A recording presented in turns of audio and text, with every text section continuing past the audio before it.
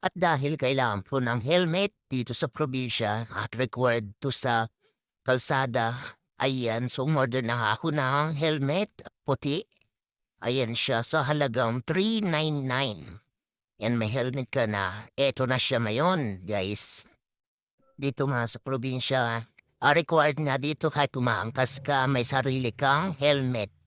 Kasi may mga checkpoint dito kung saan ay bawal ang walang helmet sa mga riders or mga nakaampas kahit na yung vest. Bawal din na walang vest. So ito na nga guys, ayan, so legit 399 kahit hindi ganun ka-quality pero ang ganda niya sa fashion.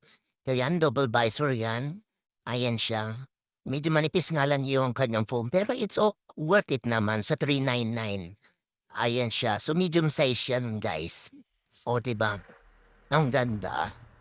So nasa sayo na lang yan kung lagyan mo siya ng mga palamuti or design, accessories ng motor. Ayan. O diba? Di perfect. Sa mga gustong mag-avail, abay na.